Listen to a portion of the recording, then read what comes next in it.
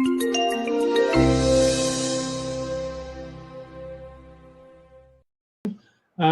everyone. I am Manu Chadha. I work for Vertica, a unified analytics platform and part of Micro Focus company. Welcome to this panel discussion on building trust and engagement with customers through data, machine learning, and AI. First, let me set some context. We are now in an AI-powered digital age in which AI-powered applications influence several aspects of our life, from recommending the music we listen to managing our finances, and even offer daily services like healthcare, laundry, beauty, etc. And data underpins the intelligence in AI. A lot of that data comes from you and me, the customers. On one hand, sharing customer data with businesses is good, as it helps businesses have more meaningful conversations with their customers. However, incorrect use of data could grow customers' skepticism of the business and could also potentially erode brand image. So, what could businesses do to ensure? Sorry, what could businesses do to ensure its customers that business will use the data only to better serve the customers? I'm sorry, the wind just started blowing, so apologies for the noise. And joining me today are Lynn from Wesleyan, who unfortunately will be late and will join us later. Andreas Lloyd from Jeff, and Donal Simmie from New Day, who solve this challenge of using data for customer engagement while keeping their trust daily in their organizations.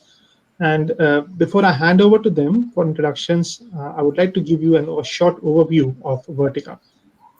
Vertica is used by leading data-driven enterprises in telecom, healthcare, media, financial services, insurance, utilities, high-tech, and several other industries.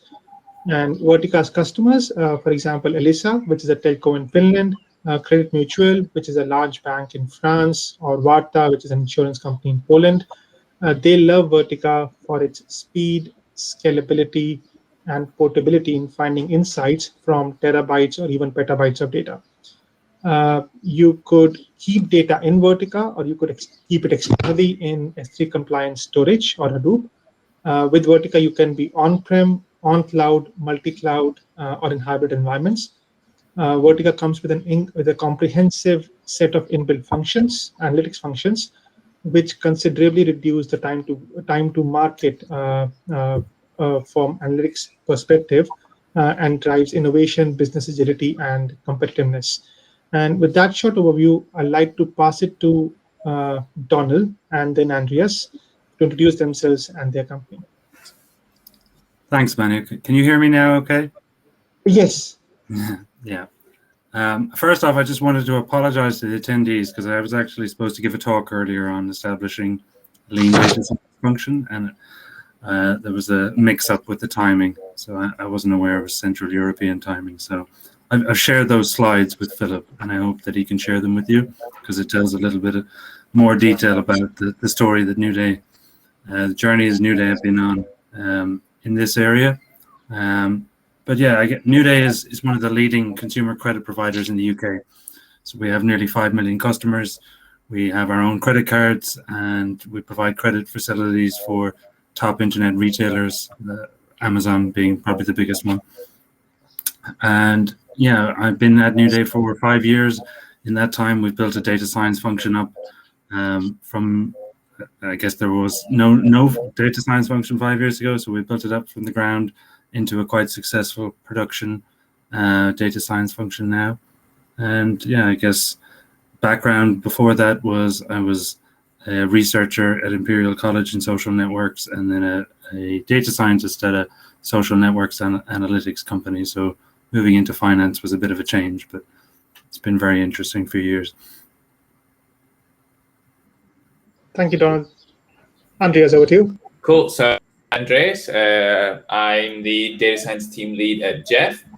Jeff, basically, for those of you who haven't heard of us, maybe a lot of you, We're a pretty young startup, only 5 years old. Basically, our mission is to make entrepreneurship as accessible and as easy and as successful as possible. Basically, that just means leveraging technology to make the lives of people who want to start their own business easier, in a nutshell. In my background as well, I've been a data scientist all my life. Previously, I was in consulting and also in ride-hailing here in Spain. Very much. So let me start with you, Donal and Andreas. Happy to receive your contributions as well later. Jumping straight to the topic, which is leveraging data for customer engagement and by keeping their trust. Are you are you currently using data and machine learning and AI to increase customer engagement? Would like to know what you're doing and what business outcomes you have achieved. Okay, thanks. Yeah, we are. I think that the biggest initiative that we've done in this space is that we came in and redid our chat experience and intent detection models. So I think it's about a year and a half ago, so 18 months ago, we came in, started a project which was to improve our intent detection models. So intent detection is taking, a customer utterance within a chat bot application and then turning it into, the business process that underlies that. So for a credit card company, somebody might come in saying, I want to get a credit limit increase, and then you have to map that into the credit limit business process. That obviously makes it sound a little bit simpler than it is.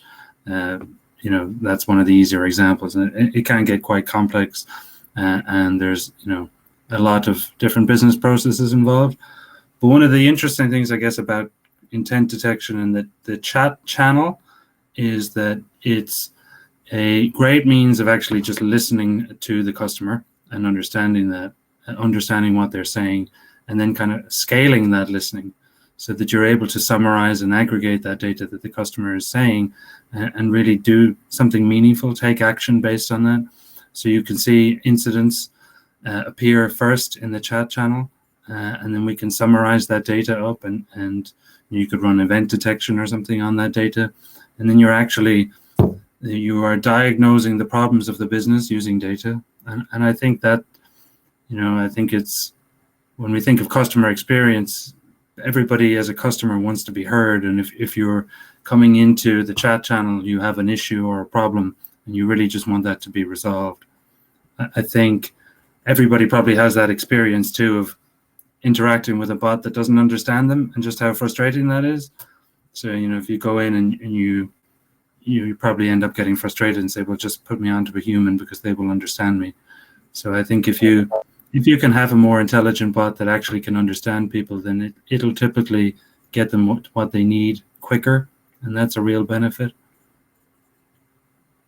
In terms of, yes, I think you should ask about impacts, and so that time to resolution is actually one of the impacts that we've seen from this work. So we've seen customer satisfaction go up, which we can measure because we survey them after they interact with the chatbot. And we've seen the time to resolution, so the time it takes them to solve their issue, go down. Cool, thanks.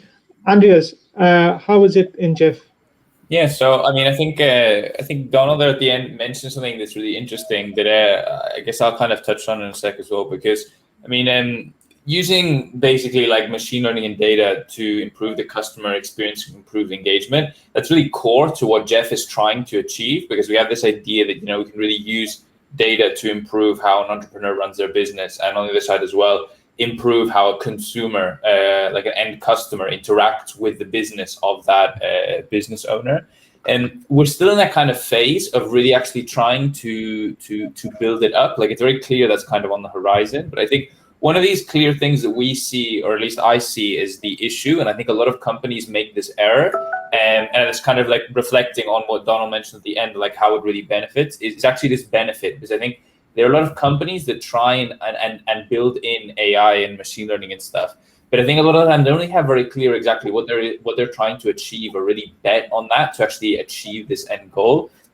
And that's where for us that we kind of have that initial struggle, because like I think a clear thing, for example, is recommending for an end consumer what kind of a product to buy. I mean, obviously you can have extremely complicated algorithms there. I mean, for sure, someone like Amazon and eBay, they might be the companies that do this on the biggest level, that might have the most complex algorithms.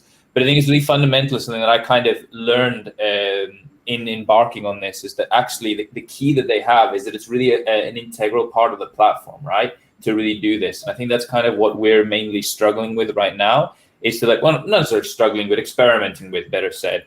And because, you can have a more complex or a less complex algorithm, but really what you want to do is really understand how the customer interacts with it and how they really benefit with it. So in the case of Donal, like, seeing this chatbot, I mean, a chatbot I think is a nice thing. And I think maybe it was very popular maybe a few years ago. But actually, my own experience of having this with some companies, it's like, I want to do this, but actually I'm not really sure what benefit it's going to bring. And I think that it's really key to really focus on, how can I actually reduce things like response times in using this chatbot. And we see the same things. Like one of the biggest impacts we've had was actually an initiative pushed by some of the people in product marketing. And it was also a chatbot. And it was a chatbot basically to help our entrepreneurs launch marketing campaigns. But it's really crucial that, like, I think this was a really good, because a lot of conversations with one of the ones who headed this up was very clear. Like, the point here isn't the chatbot. That's just the vector. That's just how we're experimenting with how we can actually foster the engagement. And really there, the key thing is that it could be a chatbot, it could be a menu, it could be a dashboard. But it's really focusing on how does this, like, intelligence, how does it actually, like, help the end user, and how does it drive engagement? And really there, what we see is what's really crucial is that it's personal, like it's really something targeted towards them. Because if you offer them this kind of a service that's very, generic and big words, I mean, everyone knows you have to have marketing to grow your user base. But really what we were able to do with this chatbot and really like drive engagement with AI was actually just giving them that personalized experience. And we saw that was very easy, for example, from a chatbot as well, because it was conversational and they could really understand that it was as if someone was really advising them. But I think that's really key. So that's kind of what we're pushing at now, is experimenting with this and seeing, how do you really drive value with this? Not so much how do you make it complex and how do you make it cool, but how do you really drive the value? And I think that's really what we're kind of starting with right now and experimenting with right now. Got it. So clearly for both Jeff and Donal, for your company, the better response time has been one of the benefits you have realized in New Day and in Jeff. In Jeff. Donal, you mentioned that 5 years ago you joined New Day and you kind of almost set up the whole practice there. Yeah. Now, because data underpins everything which you do, from a data protection perspective, what challenges did you face when you started on a journey which is based completely on data, but then you had to work around the frameworks of data protection regulations? Well, there's a number of challenges in setting something up from the ground like that. I guess data protection was one of them. A more broader governance piece would probably be fitting. I think a lot of the time when you have a new data science function within a business, people that put it there probably are expecting, these order of magnitude process improvement changes. So you'll see, these companies are getting these huge boosts from data science and ML. Why can't we? And then you put in a single data scientist into an existing company and say, where's this 10% increase on our bottom line? And it doesn't really work like that. And I think, hand in hand with this new data science function is, you really want to look at data-driven decisions. You want experimentation, culture, things like that are the things that need to come in to a business to really give you that order of magnitude process improvement. You've mentioned, Andreas, that you were, not just you're not sure how to get there, but you know that you're going to experiment and discover how to get there. And I think that's really a key thing. And I think that culture of experimentation is probably most at odds with enterprise governance that exists already, certainly within regulated industry, because it is let's try things and see what works mentality, rather than we know everything in advance and it's going to work and there's going to be no risk associated with it because we've gone through so many layers of sign-off and approval. So I think if we talk about data protection and governance, we have support from our data protection officer, from our legal team existing, but it's actually educating them and bringing them on a journey of, how do we actually get the best outcome for the customer, but using things like experimentation. And, I think in the Spotify agile model, they call it a limited blast radius. Mm-hmm. So that, we're having limited rollout. So we go to a small scale release of something that's experimental. We try that out, and if it works, great, we scale it to more. If it doesn't, we pare it back. And yeah, we've had to bring our governance function on that journey with us because it was not how they used to work. And I think that's probably the best advice I'd give in that area, is that you're going to need to educate people and influence them, and hopefully that they have the same. At heart, you're both trying to help the customer. I think that's what governance function should do. So you both have the same aim. And if you can view them not as a kind of a gatekeeper that gets in the way of you implementing your innovative solution, but as somebody kind of on the same team trying to get to the same goal, then you have a chance of bringing in those new techniques.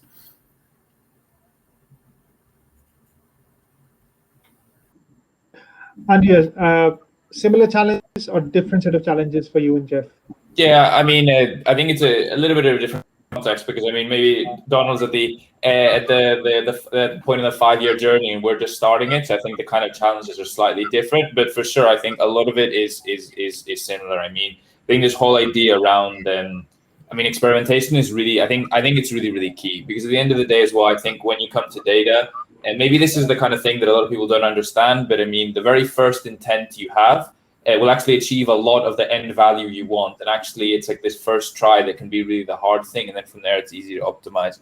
I mean, in terms of privacy, I think we're still at the point where we can kind of get away with using, the basic transactional data we have. So we have no real need to be like really pursuing the user for like data they might find as relatively sensitive. But an issue we for sure do have is that we, obviously, if you want to personalize, for example, an experience for someone, you need to know who that someone is. And since our business goes on both online and offline, obviously online, that's very easy because you have logins, that's very standard. But offline, it could be very challenging because, if someone comes into a hair salon, who is that person? And you need to sort of ask them some information on them to actually understand who they are and save that entity, right? And that's where maybe right now, it's not really becoming so much of an issue, but I think it's something that we're going to have to face pretty soon, as to how to really weigh up that aspect of, how much information do I ask about you to know who you are? Not to necessarily exploit it anyway, but just to know, like, really, who are you? And for me, really, the key of that is, again, I think Donal reflected on at the end, is giving them value. Because if I want to know who you are, just to know who you are, I can understand that someone wouldn't like that. But if I can offer you, I want to know who you are, to offer you this personal experience, to offer you something much more relevant, to offer you something that it's going to be worth your while. For me, that's really the key. It's really the key in all of this. Got it, thanks. Before I ask my next question, let me remind the listeners that if you have any questions, you can type your questions on the Q&A window on your right-hand side, most likely. So please feel free to ask your questions to the panelists. My next question, let me start with you, Andreas, this time. Machine learning and analytics generally are perceived as black boxes by many. How do you measure success when somebody's trying? So we know there's an end value, which is, let's say, this reduction in response time. But when things are in transit, how does one measure success? Whether the models you're working on, they actually are driving more engagement and not the other way around? Yeah, for sure. At the end of the day, it does come down to those those end metrics. For basic engagement, you have, when you work in like tech products and apps and things like that, and you have typical things like conversion rates in different funnels and uplifts to do things like purchases. And I think that's kind of like really the essence. And for sure, I think that there's an issue there because whereas that can be like a momentary engagement, you also have to look really longer term, look at things like retention and understand, if I'm offering you a recommended product or something like that, how does that actually keep you on platform long term? I think that's where things can get quite tricky, depending a little bit on your service. But for us, for example, we have this issue that in having a big part of the business that goes on offline and has a lot of human-to-human interaction, is a lot about the quality of the service that they might get later.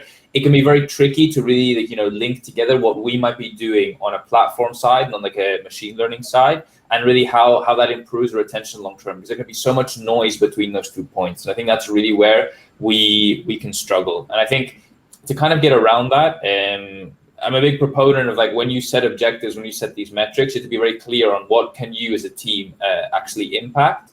And that's sometimes where you have to find these proxies for things like retention, because I mean, we want to really not just improve customer retention, but improve the customer experience. And you can kind of believe, I mean, I don't think it's so out of the question to believe that if the customer experience improves, retention should somewhat improve as well. And that's where we also tend to look at things, like not just are you completing the funnel, or are you purchasing more, but are you doing things faster? Are you able to do things in a more simple way? And look, how many components do you have on the screen? Because obviously if someone makes a purchase and they have to look through hundreds of products to get to the one they want, it's common sense that's not the best experience, right? And I think we kind of have to go to some things like that. And again, here, experimentation is really crucial, because if you spend 6 months training some mega model and then launch it, I guarantee you things are going to go really different to how you expect them to go. And that's really where you have to do is launch very, very progressively, and try and actually set it up. I mean, for me, a big issue here is I say try and make data science the bottleneck. Try and make it so that, like, you're not depending so much on what the developers can do and what the developers can implement, but really depend on what the work the data science team can do. With us anyway, that's a little bit of the struggle that we're trying to make. And then we have this advantage that we can launch some basic logic to, for example, recommend a product to you, see how that goes, and then we can very quickly modify that logic and then put a machine learning algorithm between there and really like expand on this. So doing these like quick experiments where we can launch several at a time and things like that. And that's really the crucial thing, because then we have feedback immediately within weeks, not within months and things like that. And that avoids a lot of pains and it avoids a lot of disappointed people. Got it. Thanks. Donal, I'm going to ask you a different question. Now, could I come in on that one? Because it's a very interesting question. Yeah, please. I think it's a really important tension in data science. This kind of tension between offline metrics and online ones, because I think we spend so much time, when you're training data scientists, or as you're learning that profession, in focusing on offline metrics for evaluation. Say in the chatbot, for example, you're talking about F1 score and what's the F1 score. Really, how does that map through to the customer's experience? I think Andreas made some great points here. But, if releasing early is definitely one thing that we found that just works. We're not quite down at weeks within our enterprise setting, but go release simple and early and build on it using those leading indicators. And later on you should see the increase in the lagging indicators. But I think that's definitely a key way to try and solve this. And it's a big problem I've always had in many of the data science work that we've done, especially in bigger companies. It can take a long time to just push that simple approach through. Okay. Thank you very much. And staying with the data topic, there's this problem in at least large enterprises of data silos. And what I see now is, in addition to data silos, there's also what I call deployment silos, where data is in a cloud, on-prem, in multiple clouds. Donal, in New Day, did you face such challenges where your data, it was you could use the data, but because it was everywhere and in different deployments, it was becoming more and more difficult for you to assess it? Yes, we definitely did.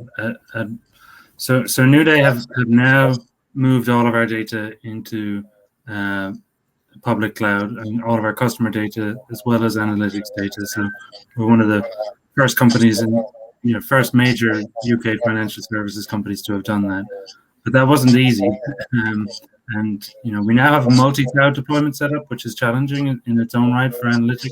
So we have an analytics cloud and an operations cloud, and we previously had a mix of on-prem as well.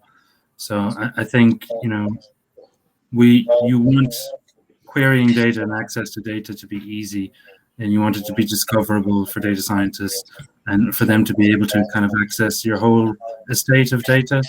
So yeah, I think you definitely need at that point some tooling that's going to help them. There's challenging issues there, like access control over multi-cloud deployments and things. Got it. Thanks. I see Lynn has joined now. Hello, welcome, Lynn. No, apologies. No problem. So you come just in time. We, I think, have around 5 minutes left. Why don't we start with your introduction, what Lynn does, and then I have a question for you.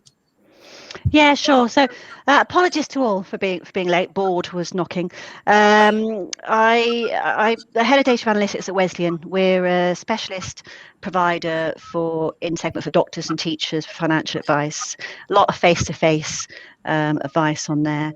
And I currently look after the data center of excellence, which was only formed last year. So really in the start of our kind of journey with looking at all aspects of data analytics at Wesleyan. Understood. Thank you very much. Let me start this question with you. I know you said you started only 11 months back, so I'm not sure whether it's the right question to ask at this point or not. But so far with Andreas and Donal, I've mostly focused on questions around customer engagement. And with you, I'd like to know more about trust. So when you use data to create customer engagement, you also have to at the same time win customers' trust that you will not misuse that data. How does that happen? What an enterprise can do to make that happen, to win that trust? Yes, and it's something that when you start moving into doing more things with AI, you start questioning things around your data privacy, data protection, and you start moving into things like ethics and what does that mean? And that's principles. That's not even regulations. So how do we interpret those? And especially as we're starting to see things like the availability of AI enhanced things like the CRM, customer data platforms. You can bring these into the enterprise without needing to hire an army of data scientists. Doesn't mean you don't need data scientists, you do, but it just makes it more accessible maybe to other people within the organization. And you need to be able to sort of, organizations struggle to find the balance between sharing enough information to get meaningful positive impact in the customer experience while still respecting the privacy and ensuring the data risk of their customers.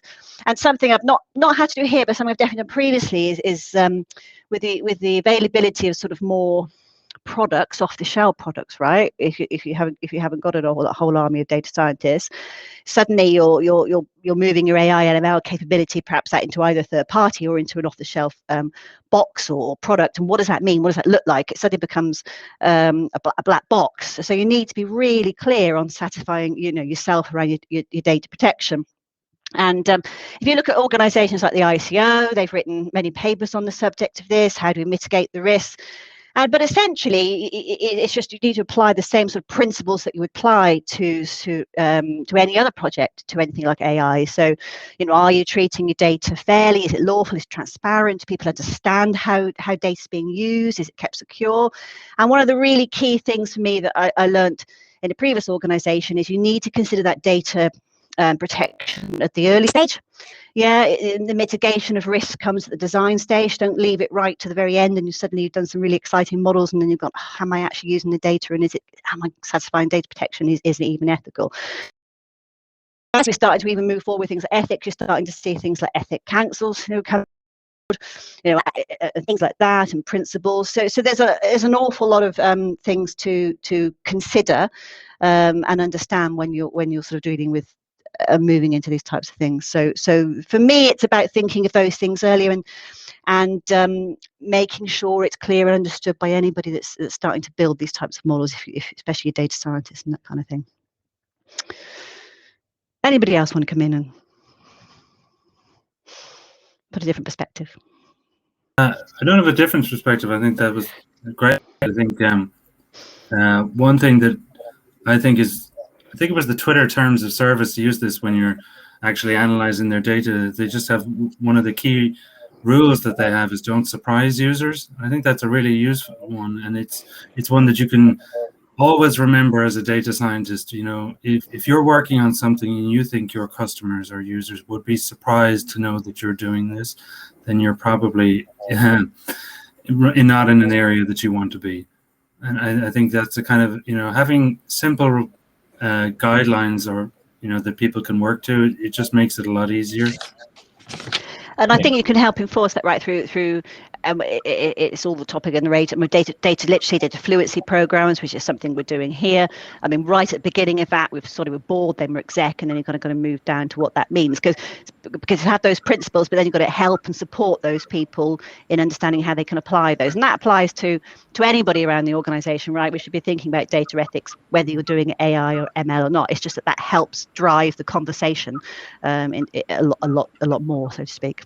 I think as well, like where I really come in on this is like, at the end of the day, I think it's so important to center on what the customer wants and what is actually beneficial to them. And I was thinking about this earlier, and I thought, like, I've never heard anyone say, oh my God, Spotify knows all the songs I'm listening to, or Netflix knows all the movies I'm watching. And it's because when they personalize and they use every moment of your experience there, it's for your own benefit. I mean, I can't count how many times Spotify suggested a song to me and I've just been like, oh my, I really like this song. Whereas I can count how many times I've searched something on Amazon and even gone to buy it, and then I've got the exact advert later in Facebook, and it's a terrible experience, because it's like, it's not even like, for me, like, I know you know a lot about me, but please use it for my own benefit. Like, and it's just pointless. And I think maybe that's where, I think especially a lot of companies these days have to realize, I mean, not everyone is Facebook. I mean, if Facebook improved their any metric by 0.1%, we're talking about millions and millions and millions.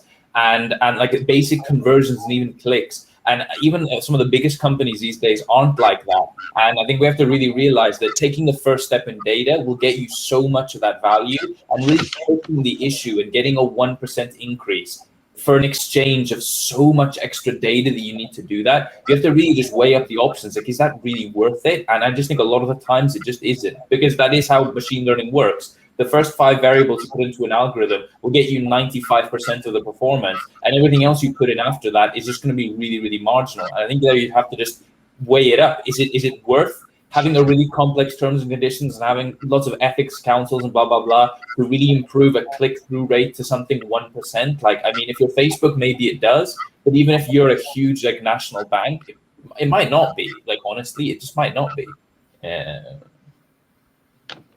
Fair enough. I just checked the Q&A. I don't see any questions so far, and we have only 1 minute left. I got a lot from this discussion. Firstly, I can see that both for Jeff and for New Day, you see business value in using data for AI and machine learning to drive customer engagement. Governance, education are key when you're driving such programs, and so is fast experimentation. And anything you would like to add from as concluding remarks? Lynn, why don't we start with you, and then Donal and Andreas? Oh, you put me on the spot. I know.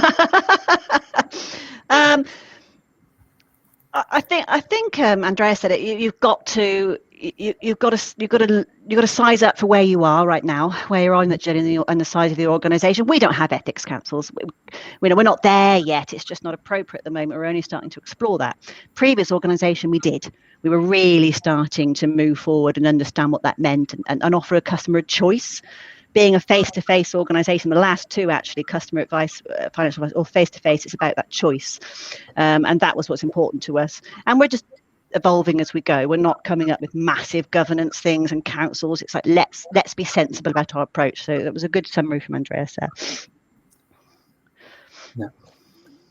I think the most important thing for me with customer experience and what we're trying to do is that, bring the customer to life. So if I take that chatbot example, if you're a data scientist and you're querying tables and seeing pieces of text, it's maybe doesn't bring to life the problems that this customer, the issues that they're facing. So the role of design is key here. We have personas, we can segment our customers into different types, see what they're trying to achieve, and really, you want to build empathy. I think if you want customer experience, you want the people to kind of empathize with the situation of the customer in whatever way that takes form. And I think that's really how you get the best customer experience, is getting that kind of empathy embedded throughout your organization. And data is just certainly something that can help surface the issues that people have. Yeah, I agree with Donal. And I think just to add on to that, because I think what we mentioned earlier, just test often, deploy as quickly as possible, and just get measuring as soon as possible. Because what you think is going to happen based on your Jupyter notebook or your simulations in an Excel or whatever, it could just be so far detached from reality, it would surprise you. And really, that's the key. To really understand if you're making an improvement, we'll just put it out there. Even if it doesn't look good, even if it's ugly, even if it's a bit broken, you just have to try at the end of the day. Cool. Thank you so very much. It was lovely to speak with all of you. I learned a lot today. I hope you had a good session as well. To panelists as well as to the attendees. Thank you so much for your time. Have a nice day. Thank you. Thank you for Cheers. organizing.